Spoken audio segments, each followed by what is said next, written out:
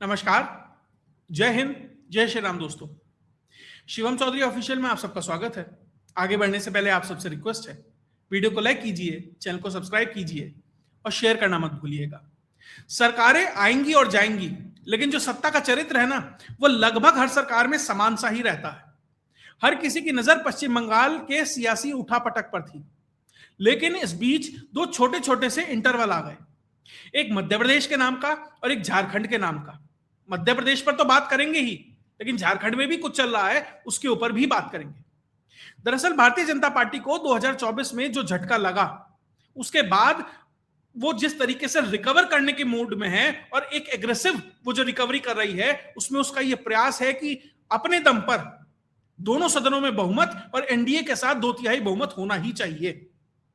अब जो टीएमसी का धड़ा है और जो डीएमके की बात चल रही है, अगर वो साथ आ जाते हैं तो बीजेपी कहीं ना कहीं एक 2/3 मेजोरिटी के बहुत पास लोकसभा में पहुंच जाएगी। और राज्यसभा में भी वो ये प्रयास कर रही है कि वहां पर भी अपनी मेजोरिटी कर ली जाए। 1988 में लास्ट था कि कोई पार्टी मेजोरिटी में थी, क्योंकि बीजेपी को वन नेशन वन इलेक्शन हो, डिलिमिटेशन हो, वुमेन रिजर्वेशन हो, बहुत सारी ऐसी चीजें हैं जो उसको पास करानी है। तो उसके लिए एक एक सीट बहुत बहुत बहुत महत्वपूर्ण हो रही है। और इस साल का राज्यसभा का ये दूसरा फेज है, दूसरा चरण है, जिसमें राज्यसभा की सीटों के ऊपर चुनाव होना है। तो बहुत सारी जगह निर्विरोध चुनाव हो गए, कहीं जगह उपचुनाव थे, वहां पर भी निर्विरोध हो गए, बहुत कुछ हो गया, लेकिन दो राज्यों में खेल फंस गया है। पहला राज्य है मध्य प्रदेश, उसकी बात करेंगे, क्योंकि आज खेल वहां हुआ है और संभवतः कल झारखंड में भी कुछ हो सकता है। उस पर बहुतों की नजर नहीं है, कल होगी, लेकिन हम आज ही बताएंगे कि क्या संभावनाएं वहां हो सकती है। मध्य प्रदेश में 3 सीटों पर चुनाव होना था। उसमें से जो बीजेपी है, अपने संख्या बल के आधार पर वहां कंफर्टेबली 2 सीटें जीत सकती थी और 1 सीट कांग्रेस को जा सकती है। मध्य प्रदेश में 230 सीटें हैं टोटल। उसमें से अगर आपको अपना प्रत्याशी जिताना है तो फर्स्ट प्रायोरिटी के 58 वोट चाहिए।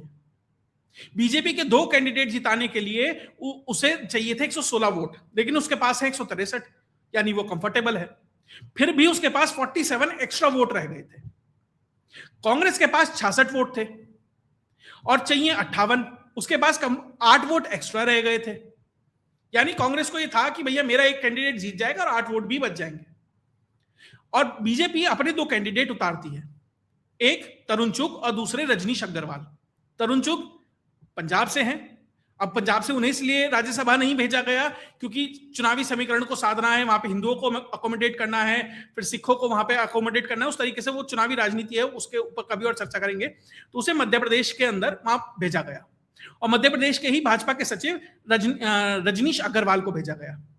उधर से कांग्रेस की तरफ से जो मीनाक्षी नटराजन है, उनको टिकट दिया गया। ठीक है साहब, हो गया। लेकिन जैसे ही मीनाक्षी नटराजन को कांग्रेस की तरफ से टिकट दिया गया तो बीजेपी ने अपना कैंडिडेट, तीसरा कैंडिडेट उतार दिया महेश केवट के नाम से। अब यहां से असली खेल शुरू होता है। बीजेपी को जो अंदरूनी तौर पर खबर आ रही है कि अगर यहां से दिग्विजय सिंह चुनाव लड़ते या कमलनाथ चुनाव लड़ते तो बीजेपी अपना कैंडिडेट नहीं दे रही थी। पहले खबर यह चली थी कि कांग्रेस किसी एक पूर्व मुख्यमंत्री को यहां से राज्यसभा भेजना चाहती है। उसका एक कारण है, दिल्ली में अगर कोई पूर्व मुख्यमंत्री आता है चुनकर राज्यसभा या लोकसभा से, तो उसे काफी बड़ा बंगला अलॉट होता है और कांग्रेस ये चाहती है कि वो बड़ा बंगला हमें मिल जाए ताकि हम अपना उसे एक्सटेंशन बना सके, वहां दफ्तर खोल सके। अभिषेक मनु सिंह भी और इन सबके जो बंगले उन्हें मिले हुए हैं, पहले मिले हुए थे, कांग्रेस उनका यूज करती आ रही है। बहुत सारे ऐसे लोग हैं समय समय पर यूज करती रही है। तो उन्हें लगा कि अगर यहां से दिग्विजय सिंह आएंगे या कमलनाथ आएंगे, ये चर्चाएं चली कि अगर इनमें से किसी को मिलता है तो बंगला मिल जाएगा और उनकी भी चुनावी राजनीति है वो कहीं ना कहीं मेंटेन रहेगी। लेकिन दिग्विजय सिंह ने कह दिया भैया मुझे तो जरूरत नहीं है, जिसे देना है दे दीजिए, क्योंकि उन्हें पता था कि उन्हें नहीं मिल रहा है। और पत्ता कमलनाथ का भी कट गया, उसे भी टिकट नहीं मिला। राहुल गांधी ने एनएसयूआई से आने वाली मीनाक्षी नटराजन को टिकट दिया, क्योंकि राहुल गांधी आजकल जिस तरह की एनजीओवादी राजनीति कर रहे हैं, उन्हें खाटी नेता पसंद नहीं है, उन्हें एनजीओ वाले पसंद है। तो मीनाक्षी नटराजन को वो टिकट दे दिया गया और मीनाक्षी नटराजन 2009 में ऑलरेडी लोकसभा चुनाव जीत चुकी है। जनसंघ के एक पुराने कार्यकर्ता रहे, बड़े नेता माने जाते थे, उन्हें चुनाव हराया था तो जाइंट किलर माना गया। उसके बाद वो दो चुनाव हारी भी हैं। लेकिन राहुल गांधी को तो ऐसे हारे हुए लोग ही ज्यादा पसंद आते हैं। अब उनको टिकट दे दिया गया। अब दिग्विजय सिंह ने कह तो दिया अपने मन से कि भैया नहीं, ये युवाओं को मिलना चाहिए, मैं इतनी बार विधानसभा गया हूं, इतनी बार लोकसभा गया हूं, इतनी बार राज्यसभा गया हूं, इतनी बार मुख्यमंत्री बना हूं, मुझे कोई जरूरत नहीं है। लेकिन साहब असली नेता तो वही है ना, जो चेहरे पे कुछ हो, जबान पे कुछ हो, मन में कुछ हो और हाथ की सफाई में कुछ हो।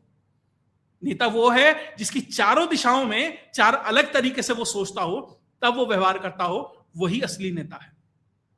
अब मीनाक्षी नटराजन को अब कांग्रेस को ये डरने लगने लगा कि जो एक्स्ट्रा 8 है कहीं गड़बड़ ना हो जाए, तो 63 को बिठाया प्लेन में और भेजने लगे कर्नाटक। लेकिन जब मीनाक्षी नटराजन ने अपना चुनावी हलफनामा दाखिल किया, उसके बाद बीजेपी के एक कार्यकर्ता, शायद उनका नाम राहुल है, उन्होंने उसमें एक आपत्ति दर्ज की। उन्होंने कहा कि जो फॉर्म 26 है उसमें उन्होंने अपनी पूर्ण जानकारी नहीं दे रखी है। वह यह है कि तेलंगाना में एक उनके ऊपर एक एफआईआर दर्ज है या उनके ऊपर एक केस दर्ज है, जिसमें जो नाम है वो है श्रीलता वर्सेस मीनाक्षी नटराजन। इसकी जानकारी उन्होंने नहीं दी है।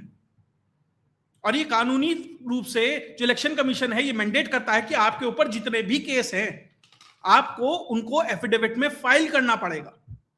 लेकिन ये फाइल करने से चूक गई, और जब रिटर्निंग ऑफिसर ने इस चीज को मैच किया, आपत्ति आई, उसके बाद रिटर्निंग ऑफिसर ने जो उनका नामांकन है उसको कैंसिल कर दिया। और ये वो पर्चा है जो रिटर्निंग ऑफिसर की तरफ से आया है कि भैया किस तथ्य पर जो उनका नामांकन पत्र है उसको कैंसिल किया गया है। उसमें लिखा है कि उपरोक्त अभिलेख से निम्नलिखित तथ्य स्पष्ट होते हैं कि मध्य प्रदेश राज्यसभा निर्वाचन में उम्मीदवार अभ्यर्थी के रूप में सुश्री मीनाक्षी नटराजन द्वारा दायर नामांकन पत्र के फॉर्म 26 में शपथ पत्र में उन्होंने उक्त न्यायालय परिवार का उल्लेख नहीं किया, इसलिए उनका जो शपथ पत्र है वो अपूर्ण है।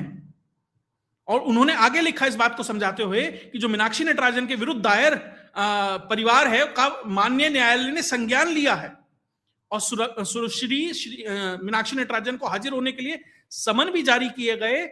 इसका मतलब न्यायालय में वो प्रकरण चल रहा है, ऐसा जो रिटर्निंग ऑफिसर है वो ही कह रहा है। और साथ ही जो मीनाक्षी नटराजन ने उक्त प्रकरण में माननीय न्यायालय के समक्ष अपना जवाब दाखिल किया, अतः इस प्रकरण की जानकारी उन्हें भी थी। ऐसा नहीं है कि उनकी संज्ञान के बाहर या उनकी जानकारी के बाहर कोई केस चल रहा था जो उन्हें पता नहीं था। उन्हें पता था, न्यायालय को भी पता था, सब कुछ चल रहा था, लेकिन उन्होंने नहीं दिया। लेकिन इसमें खेल ये हो गया, कैलाश विजयवर्गीय सामने आए, उन्होंने कहा कि भैया ये बताओ ये केस कहां चल रहा है? तेलंगाना का केस है, ये तेलंगाना में चल रहा है, पिछले साल का चल रहा है, यानी रेवंत रेड्डी की सरकार काफी पहले से है, बीजेपी की सरकार में तो नहीं हुआ है।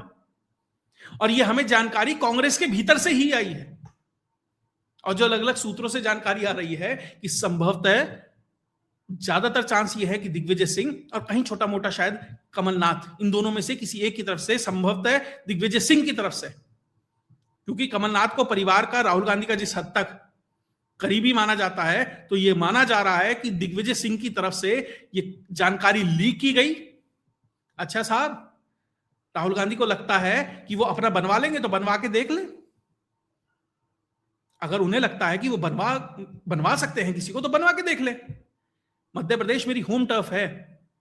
दिग्विजय सिंह ने अपनी राजनीति को बचाने के लिए कांग्रेस को खत्म कर दिया, 2 बार मुख्यमंत्री रहे, उसके बाद आना भारी हो गया था।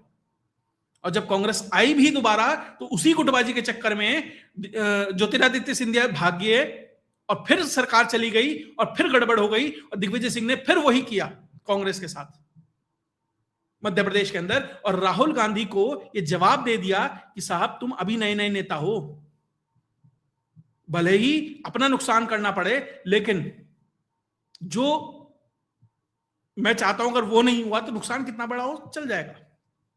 तो दिग्विजय सिंह ने राहुल गांधी की जो एनजीओवादी राजनीति है ना, उसके ऊपर पटाक्षेप लगाया, कम से कम मध्य प्रदेश के अंदर। और सबसे बड़ा नुकसान विधायकों का हुआ है, माननीयों का। साहब इतनी गर्मी हो रही है, अच्छा खासा रिजॉर्ट बुक किया हुआ था, प्लेन बुक किया हुआ था, 63 विधायकों को जाना था, 10-12 दिन की छुट्टी मनानी थी, छुट्टी नहीं हो रही है, प्लेन नहीं उड़ पाया। रिजॉर्ट वाले का नुकसान हो गया, हाँ फायदा किसी का हुआ है। तो जिन साहब को प्रबंधन के लिए कहा गया होगा, जो भी साहब होंगे, कोई बिजनेसमैन होंगे, कोई खनन माफिया होंगे, कोई राजनेता होंगे, जिनके भी होंगे, उनका ठीक ठाक पैसा बच गया, वो बड़े खुश हो रहे होंगे। लेकिन कुल मिलाकर जिस तरीके से मध्य प्रदेश के अंदर अंदरूनी सेबोटाज हुआ है, उसने स्पष्ट बता दिया कि राहुल गांधी और खासकर गांधी परिवार की कांग्रेस के ऊपर कितनी बड़ी पकड़ है। आप ये देखिए, हिमाचल प्रदेश सरकार होते हुए, यहां तो सरकार भी नहीं है, वहां से चुनाव कौन हारता है? अभिषेक मनु सिंघवी। वो भी तब जब सारे के सारे जो वहां के एमएलए थे, उन्हें भी किसी दूसरे राज्य में रिजॉर्ट में रख दिया गया था, फिर भी होगी गड़बड़, हो गई। तो आप देखिए किस हद तक चीजें हो जाती हैं। और जो बहुत लोग कह रहे हैं कि भैया बीजेपी डेमोक्रेसी की हत्या कर रही है, देखिए राजनीति है। जब कांग्रेस का समय था 2006 के अंदर, बीजेपी को बैन करवाने की बात चल रही थी, इलेक्शन कमीशन तैयार था, वो तो कोर्ट के इंटरवेंशन से पार्टी की मान्यता बची, इस हद तक कांग्रेस चली गई थी। तो आपको लगता है, इसलिए मैंने शुरू में कहा सत्ता का चरित्र वही है, भैया अब समय है इनका, तो अब ये कर रहे हैं। लेकिन एक खेल झारखंड में भी हो रहा है। झारखंड में भी 3 प्रत्याशी हैं जिनको चुनाव लड़ना है। पहले जेएमएम से बैद्यनाथ राम, वो आसानी से चुनाव जीत रहे हैं। उसके अलावा इंडियन नेशनल कांग्रेस से प्रणव झा, भाई साहब मल्लिकार्जुन खड़गे के दफ्तर का काम संभालते हैं, ये इनकी काबिलियत है, इसलिए कांग्रेस ने इन्हें अपना प्रत्याशी के तौर पर उतारा है। और तीसरे कैंडिडेट इंडिपेंडेंट परिमल नाथवानी है, सीनियर ग्रुप प्रेसिडेंट है, शायद ये कॉर्पोरेट अफेयर्स को देखते हैं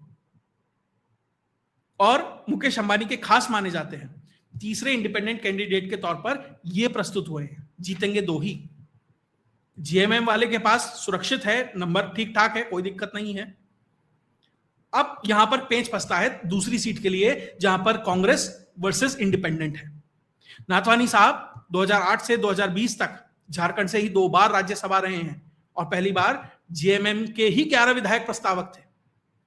जब तीसरी बार जीते थे, यानी 3 बार के राज्यसभा हैं, तीसरी बार जीते थे तो जगनमोहन रेड्डी की सरकार ने जितवाया था। अब चौथी बार फिर से झारखंड से आए हैं और इनके पास अभी टोटल 24 हैं और चाहिए 28, तो 4 तो आसानी से आ सकते हैं। भैया नाथवानी साहब तो ये कह रहे हैं कि भैया मेरे तो हर जगह संपर्क है, मैंने बड़ा अच्छा काम किया है झारखंड में, तो उन संपर्कों का इस्तेमाल हो सकता है, मुकेश भाई का, मोटा भाई का इस्तेमाल हो सकता है। भैया अच्छे बड़े व्यापारी हैं, बहुत लोगों को लगेगा कि भैया देश में ही बड़ा योगदान दे रहे हैं, शायद कुछ झारखंड के लिए भी करेंगे, तो हो सकता है कुछ लोगों की अंतरात्मा जाग जाए। लेकिन खेल यहां पर भी फंस गया। जो नाथवानी साहब का पर्चा है उसमें भी विसंगतियां पाई गई हैं और इनके पर्चे को कल 11 बजे तक के लिए होल्ड पर डाल दिया है, यानी इनका पर्चा भी कैंसिल हो सकता है। अब इनके पर्चे में क्या विसंगतियां पाई गई हैं? पहली, बहुत जगह इन्होंने अपना नाम परिमल नाथवानी लिखा है और बहुत जगह नाथवानी परिमल लिखा है, यानी कहीं मिसमैच है। तो उससे थोड़ा सा ये मान लिया कि चलिए गलती हो जाती है, कोई इतनी बड़ा ब्लंडर नहीं है कि कुछ छुपाया है, कुछ गड़बड़ियां हैं या गलत डेटा है, ऐसा नहीं है कि थोड़ा गलतियां हो गई है, इसको मान लिया गया। दूसरा, फॉर्म के कुछ सेक्शन इनकम्प्लीट रह गए हैं। और तीसरा कि कुछ क्रिमिनल एंटीसीडेंट्स हैं, कुछ चीजें हैं जो शायद उन्होंने जानकारी नहीं दी है, जो मीनाक्षी नटराजन के केस में है। तो हो सकता है कि जो नाथवानी साहब हैं इनका पर्चा भी कैंसिल हो जाए। तो लोग ये कह रहे हैं कि भैया अगर मीनाक्षी नटराजन का आज कैंसिल हो गया तो नाथवानी का क्यों नहीं हुआ? भैया वहां पर भी तो दिक्कत है, उन्हें 11 बजे तक समय क्यों दिया गया? जो इसमें बात निकल कर आ रही है वो ये है कि जो रिटर्निंग ऑफिसर है उसके पास एक चेकलिस्ट होती है, वो सब चेक करता है, अच्छा ये पॉइंट नंबर 1 फॉर्म में है, पॉइंट नंबर 2 भी फॉर्म में है, 3 भी फॉर्म में, वो पूरी चेकलिस्ट से मैच करता है। मध्य प्रदेश वाले आरओ ने वो चेक किया, कंप्लेन आई, सॉल्यूशन हुआ, पर्चा कैंसिल हो गया। जो इधर वाला है झारखंड वाला, उसने मैच नहीं किया। मैं ये नहीं कह रहा कि सही है या गलत है, जो हुआ है वो बता रहा हूं। अब इसलिए 1 दिन का अतिरिक्त समय दिया गया है कि वहां ये चेक किया जाएगा कि फॉर्म में सब सही है या नहीं। देखिए यहां एक बहुत महत्वपूर्ण चीज है, बहुत लोग खुलकर नहीं बोलते, लेकिन मैं बता रहा हूं। प्रधानमंत्री नरेंद्र मोदी ने एक बयान दिया था 2024 में कि राहुल गांधी को टेम्पू भर भर कर कहीं से कुछ आ रहा है। और वो टेम्पो भर भर के कहां से आ रहा है? जो 2 ए हैं उनमें से एक ए से आ रहा था। तो क्या बीजेपी संदेश दे रही है उस एक ए को कि साहब तुम्हारे वाले भी फंस सकते हैं मामले में, तुम्हारे वाले में भी गड़बड़ है? तो क्या यह संदेश है बीजेपी की तरफ से कि भैया अगर तुम हमारी सरकार में कहीं दिक्कत कर सकते हो, क्योंकि वो ए ट्रंप के भी आसपास बहुत दिखाई देते हैं। अब कहा तो यह भी जा रहा है कि उन ए के बेटे ने, कहा ही जा रहा है सोशल मीडिया पे है कि उन ए के बेटे ने डोनाल्ड ट्रंप का जो बेटा है, डोनाल्ड ट्रंप जूनियर, उसके किसी स्टार्टअप में पैसा डाला है। तो वो जिस ग्रुप में जाकर बैठा है उससे बहुत सहज शायद बीजेपी ना हो। तो उसका आदमी अगर कहीं गया तो संदेश तो दिया जाएगा ना कि आपके पास अपार संसाधन होंगे, लेकिन जब तक सत्ता हमारे पास है तब तक तो सत्ता हमारे पास ही है ना। तब तक हो सकता है अगले साल ना रहे, 5 साल में ना रहे, लेकिन जब तक है जब तक तो हम मजबूत हैं। तो वो संदेश भी वहां दिया जा रहा है। तो खैर जो भी होगा कल 11 बजे तक पता लगेगा।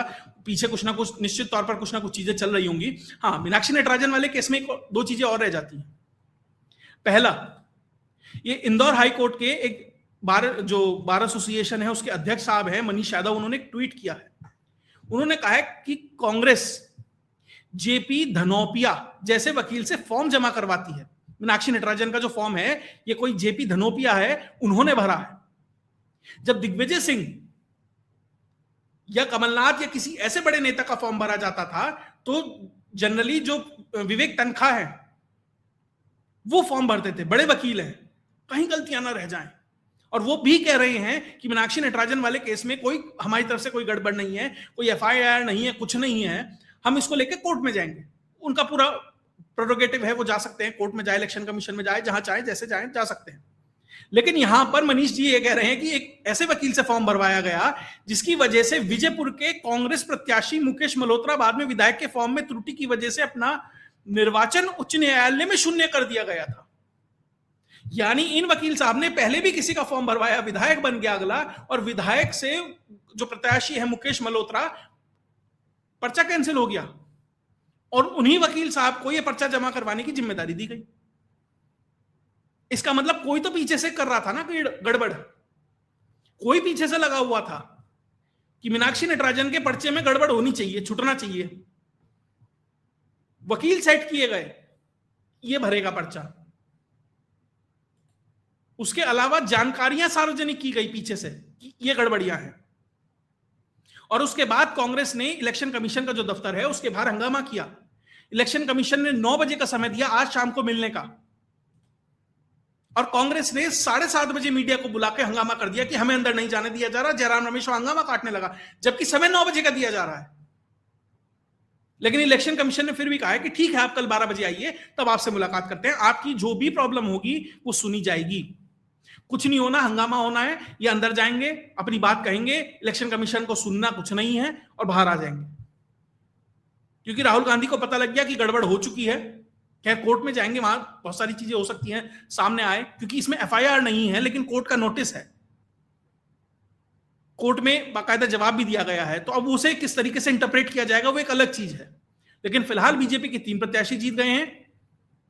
एक फर्जी तो नहीं कहूंगा, लेकिन एक कहीं ना कहीं कुछ कॉम्पिटेंसी में थोड़ा सा हल्का वकील लगाया गया, और जो जानकारियां सार्वजनिक की गई बीजेपी को अंतर्घाती तौर पर जानकारियां सार्वजनिक की गई, ये मध्य प्रदेश का एपिसोड है। और झारखंड में क्या होता है ये आज रात बहुत महत्वपूर्ण है।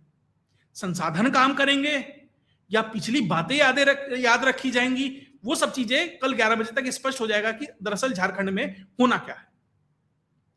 बहुत लोग मध्य प्रदेश की बात जरूर कर रहे हैं, झारखंड की बहुत कम कर रहे हैं, तो झारखंड का भी वो मैंने आपको जानकारियां सार्वजनिक कर दी। खैर, आपको अगर वीडियो विश्लेषण अच्छा लगा तो वीडियो को लाइक कीजिए, चैनल को सब्सक्राइब कीजिए और शेयर करना मत भूलिएगा। जय हिंद, जय भारत।